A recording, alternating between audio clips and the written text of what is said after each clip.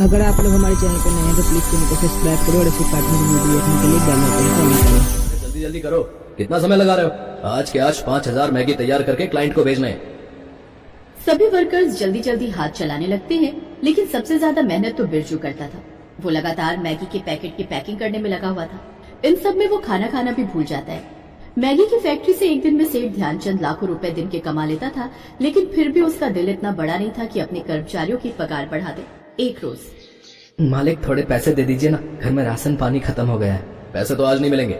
लेकिन मालिक, अगर मैं कुछ भी खाने को लेकर नहीं गया तो मेरा परिवार भूखा रह जाएगा। घर में अन्न का दाना भी नहीं है। ओफो, ये गरीब भी ना बस यही रोना रोते रहते हैं। खैर ये ले 2 पैकेट मैगी के रख, आज यही खा लेना तुम लोग। चल अब जा यहाँ से। बिरजू उदास होकर घर लौट आता है। बाबा आप आ गए, आप हमारे लिए मैगी लाए हैं। वाह, फिर तो मजा ही आ जाएगा। अच्छे से जानती हूँ मैं, इसको तो बस मैगी खिला दो और इसके साथ साथ अपनी 16 साल की बेटी निधि को भी, वो भी बच्ची बन जाती है। इसे भी मैगी खानी होती है। क्या माँ? बाबा देखो ना माँ मुझे क्या बोल रही है। रहने दो सुनीता, क्यों उसको कुछ बोलती हो? बेचारी जब तक इस घर में है इसे किसी भी चीज के लिए मत रोका टोका करो। अपने ससुराल चली जाएगी, फिर पता नहीं जाने कैसे रहे। ये कहते हुए उसकी आंखें नम हो गई। फिर सुनीता अपनी दोनों बेटियों को मैगी बनाकर खिलाती है।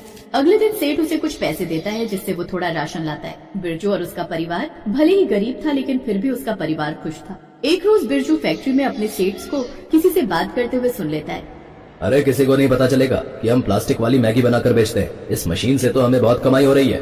मुझे नहीं पता था कि आप लोगों की सेहत के साथ खिलवाड़ कर रहे हैं। मैं अभी पुलिस को जाकर सारी बात बता दूंगा। बिरजू तू, अच्छा सुन मेरी बात। अरे ऐसा कुछ नहीं है, और फिर तू तो मेरा सबसे अच्छा काबिल कर्मचारी है। मैं ना तेरी तनख्वाह दुगनी कर दूंगा, लेकिन तू किसी से इस बारे में मत कहना। सेठ जी, मैं आपकी तरह पैसों के लिए इतना गिर नहीं गया। जा रहा हूँ मैं पुलिस के पास। चल निकल यहाँ से। तू मुझे धमकी देगा? अगर तूने ये गलती की ना तो तेरे साथ साथ तेरे पूरे परिवार को मौत की नींद सुला दूंगा, समझा? चल निकल अब मेरी फैक्ट्री से, और आज के बाद इसके आसपास भी नजर मत आइयो। सेठ ने बिरजू को काम से निकाल दिया। बिरजू उदास होकर घर की ओर आने लगा तो रास्ते में एक तेज रफ्तार ट्रक ने उसे टक्कर मार दी, जिससे उसके मौके पर ही मौत हो गई। अब उसके परिवार में मातम छा गया। माँ, दीदी, बाबा को उठाओ ना, वो ऐसे क्यों सो रहे हैं? उनको बोलो ना मुझसे बात करे। बाबा हमें छोड़कर चले गए रिया, अब वो कभी नहीं उठेंगे। आप हमें अकेला छोड़कर क्यों चले गए जी? अब मेरा और मेरी बच्चियों का क्या होगा?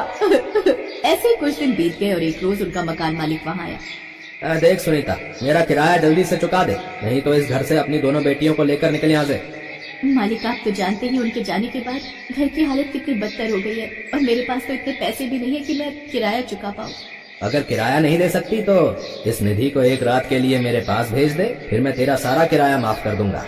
ये सुनते ही सुनीता उसे एक जोरदार थप्पड़ मारती है। तुझ जैसा घटिया इंसान मैंने आज तक नहीं देखा, जो अपनी पोती की उम्र की लड़की के लिए ऐसी घटिया सोच रखता है। छी, तू हमें क्या निकालेगा? हम खुद ही इस घर को छोड़कर चले जाएंगे। सुनीता अपनी दोनों बेटियों के साथ वहाँ से चली जाती है और यहाँ वहाँ भटकने लगती है। सारा दिन वो यहाँ से वहाँ भटकती है, जिससे सुनीता की तबीयत भी थोड़ी खराब हो जाती है। कुछ देर बाद वो सड़क किनारे बनी सीमेंट की पाइपलाइन में बैठ जाती है। फिर रिया अपनी माँ से, माँ बहुत भूख लगी है, कुछ खाने को दो ना।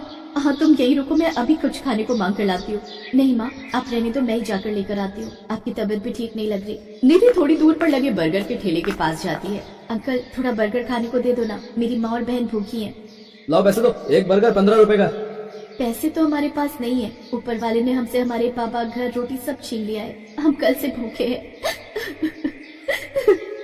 उस बर्गर वाले को उस पर दया आ जाती है और वो एक बर्गर उसे देते हुए कहता है, ज्यादा तो नहीं दे पाऊंगा, मैं खुद गरीब हूँ, लेकिन ये एक रख लो। शुक्रिया अंकल। निधि वो बर्गर ले आती है, जिसे वो तीनों थोड़ा थोड़ा खाती हैं। मुझे ये बर्गर अच्छा नहीं लगा, इससे अच्छा तो निधि दीदी आप वो प्याज वाली मैगी बना लेती। अगर आप अपनी वो मैगी बनाकर बेचो ना तो इस बर्गर से तो अच्छे पैसे कमा पाओगी। ख्याल तो अच्छा है रिया, लेकिन इस काम को शुरू करने के लिए पैसे भी चाहिए ना। मेरी ये पाई कब काम आएगी बेटी? रिया बिल्कुल ठीक कहती है, बर्तन तो हमारे पास है ही, तू चाहे तो इनसे शुरुआत कर सकती है। निधि को थोड़ा हौसला मिलता है और अगले दिन से ही वो सड़क किनारे एक स्टूल पर मैगी बनाकर बेचने लगती है। आइए आइए, स्वादिष्ट मैगी खाइए, आइए आइए, सिर्फ 30 रुपए में, आइए आइए। थोड़ी देर में बाजार में घूम रहे कॉलेज के लड़के लड़कियों का ग्रुप वहाँ आता है। वाह, मेरी फेवरेट मैगी, चलो ना आज चलकर वहीं खाते हैं। कितने की है मैगी? जी सिर्फ 30 रुपए प्लेट। ठीक है तो जल्दी से लगा दो। अब उसकी बनाई हुई प्याज वाली मैगी ग्राहकों को भी बड़ी पसंद आती है। उसके पास और भी ग्राहक आने लगते हैं। मुझे तो ये प्याज के तड़के वाली मैगी बड़ी पसंद आई, अब तो मैं ये मैगी खाने रोज आऊंगी। जी शुक्रिया।